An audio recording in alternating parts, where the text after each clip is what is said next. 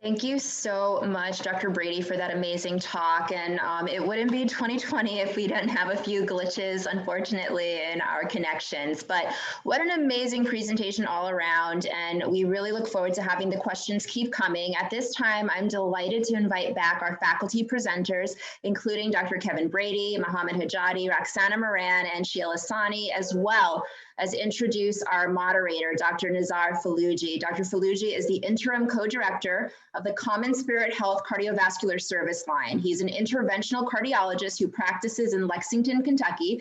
He specializes in structural, coronary, and peripheral vascular interventions, and he is part of the CHI St. Joseph's Cardiology Associate Group and is a founding board member of the CHI St. Joseph's Medical Group. He also serves as the medical director of the Structural Heart Program and the Cardiac Catheterization Lab at St. Joseph's Main Hospital, as well as the medical director of the CHI St. Joseph's Cardiovascular Service Line. With that, Dr. Falluji, the floor is yours. Thank you, Dr. Bond. It's an honor to be on this panel with such amazing speakers. And I'll kick it off with Dr. Mehran, which I would like to thank you very much for your contribution to interventional cardiology and for being with us in this symposium that addresses very important issues. We had few questions from the audience, but I would like to start by being a little selfish and ask you, when I look at this Sweetheart study, and you spoke to the PCI utilization in women, what is striking is the guideline medication for patients with acute coronary syndromes were not utilized at all. And you'd see women fared better than men only in nitrate, which may be reflective of the perception at the end of the second decade of the 21st century that women get vasospasm but do not develop diabetes and hyperlipidemia, which is not what we see with the Excel trial. So what can we do? This has been an issue since I was a fellow, that we hear about the proper treatment of women with coronary artery disease. What are your thoughts about changing this culture? So I think that for the most part, the culture is changing. I think just in the last few years, for decades, we've been talking about this. For as long as I've been around doing research, we've been putting this out there that why are we less often treating women? Why are we undertreating women? Why aren't we giving them life-saving therapies that are guideline-based therapies? And it's always been unanswered. And I think now, as we are focusing and understanding that both the underserved as well as women need to be paid attention to, there will be zero tolerance. And I envision a day that we will not be paid back, that payers will stop, using these as a metrics. As you know, like statin use is a metric in the NCDR registry, as well as Get With the Guideline registries for not just time, door to balloon time, but also what are you sending these patients home with? And there will be a time that if this is happening in women, that the payers will come back and use that as a negative metric. And until we do that, we're not going to open up the understanding that women also should be given the opportunity for these life-saving therapies.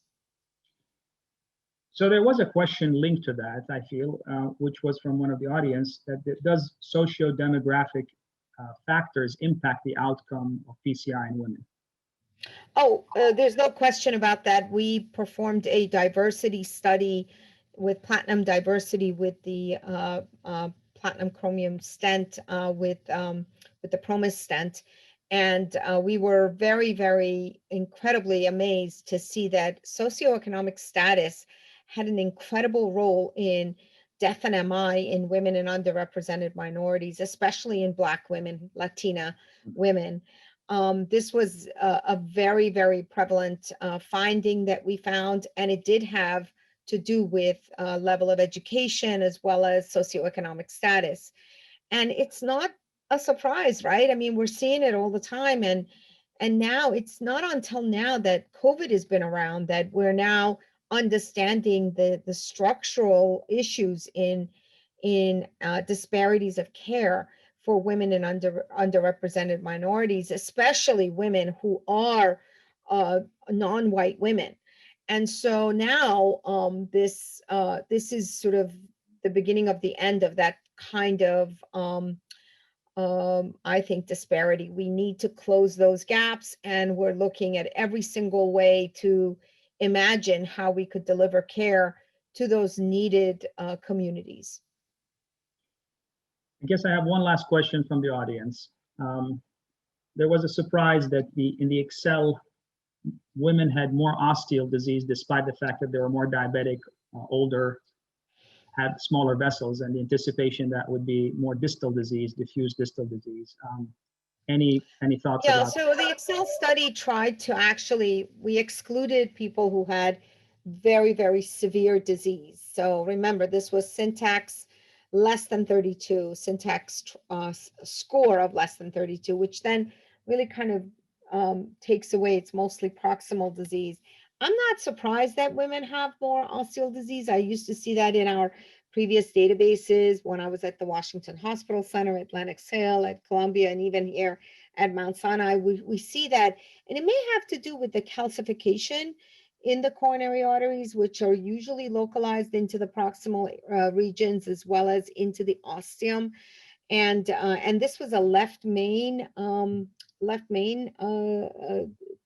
PCI versus CABG. And so we saw a lot more there for women and a lower syntax score. But despite that, they really didn't do very well. So. Well, thank you so much. I will move the questions to Dr. Hojjati about one of the questions that came is that, and I'll have to read it. It says there is currently a company that is based in Atlanta that can determine one's O2 pulse and stroke volume through the use of direct gas measurement. I'm assuming this is a form of a cardiopulmonary stress testing, but it can also detect microvascular disease, mitochondrial disease, as well as pulmonary circulation issues, in addition to the traditional cardiac problems such as cardiac index score, cardiac metrics, I suppose, and ventricular function. Do you eventually see an emphasis in preventive and diagnostic guidance with the utilization of these tests? Thank you. So yes, I agree that a stress test is very important, exercise a stress test, and it will give us a lot of information. I'm not aware of this company, but there are a couple of issues here. First, availability of those tests. Right now, what is available is the regular stress test, and some centers do cardiopulmonary stress tests. Second, with all those that mentioned in that question, I don't think there are enough outcome data. Now we get all this information, but what we are going to do with those information, that's something that probably we need to address it, and there need to be more study on those to see what we are going to do with those data. Other problem with regular stress tests is the evaluation of non-obstructive disease. I mentioned exercise stress test doesn't give us any information. And another problem that I see in my clinic and my patient is the false positive stress test. When I'm going to do a stress test for patient, women or men, I will tell them that, okay, if it comes back positive, we may need to do something else. And especially in women, I will tell them, it does not mean that definitely you have something, we have to do another type of the test. But some of these patients, between when I tell them that your stress test is abnormal until I want to do another test, they will end up to emergency room because of the stress level that they have, and they think that they have some issues with abnormal stress test. So overall, exercise stress test will give us a lot of information, but positive predictive value in women is low, and then the availability is what we have in the clinic, and in hospitals usually it's just regular stress tests. Okay. And do you see, and I was going to link this to Dr. Sahni talk, but where do you see the role of cardiac CTA and cardiac FFR in the management and evaluation of patients with SCAD? Can you discuss that? As Dr. Sahni mentioned, unfortunately, there are not good studies on CT and SCAD. Most of our case reports and most of those shows that CT is very good. We talk about the atherosclerosis, it's very good in atherosclerosis, but in a SCAD is not very good. The problem is because of the spatial resolution and because sometimes these SCAD are mild, we cannot detect it. Also, the readers used to look at atherosclerosis. So when they see a SCAD, if it's at the mild level, could show just as a narrowing of the blood vessel, just intramural hematoma. and then they will mistake it with a mild coronary artery disease and rate it as a non-obstructive disease. That's another problem. CT definitely could detect high risk SCAD. If there is total occlusion, CT can see that. But in mild disease, we can miss it, or we can misinterpret the study. So overall, a normal CTA does not exclude SCAD. However, a small studies in 20-something patient was done for follow-up of this patient. And the follow-up of this patient shows that CT, when you have diagnosis, now you can follow them and see if it's progress or not. And then, as Dr. Sahni mentioned, in evaluation of extracoronary vascular, then CT is very important, and MRA or CT both could be used for evaluation of non-coronary lesions. Okay. Thank you. Well, I'll move it to Dr. Sahni. I'm on call actually this weekend, and I'm off for a couple of hours for this. So I'm going to be worried about SCAD all weekend. If you see a type 2 or a type 3 SCAD with diminished flow, and a lot of the times your patient's having some chest pain, there is a TIMI 2 flow, TIMI 2 plus flow. Obviously, the concern here is wiring this vessel. You really need to make a decision with a high resolution imaging, intravascular imaging. How do you approach that? Do you actually go by the clinical presentation and assume, okay, this had to be SCAD and I'll back off? Or, and obviously that has significant implications because the therapy that you're going to choose will be not the traditional therapy. You're not going to be heparinizing, you're not going to be doing dual antiplatelets. And here you are looking at a rather ambiguous presentation. You're not 100% sure this is SCAD. How do you approach that? And is there any tricks that we need to know about? It's an excellent question. And I found myself in that situation when I was expecting a right coronary lesion. And then I saw, like you described, TIMI 2 flow, and I didn't see a total occlusion.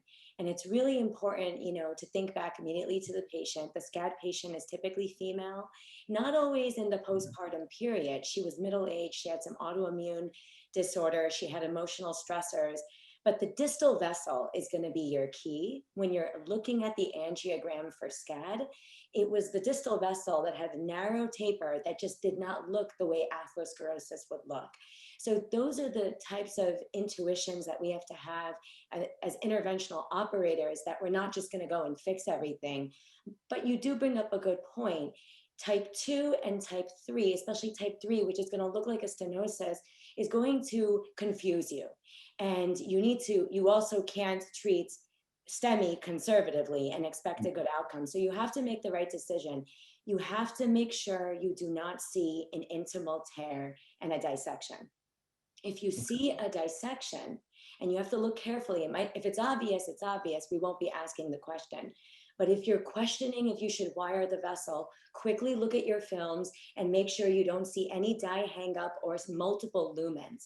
That's a lesion you do not want to be wiring, and you want to manage conservatively.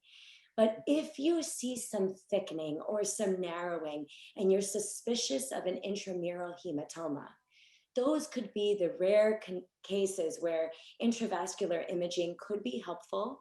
You would want to use OCT because of higher spatial resolution. But remember, you can theoretically propagate dissections with the contrast injection with OCT. You only need one frame to make the diagnosis. You can make most with less than 5 cc's of contrast.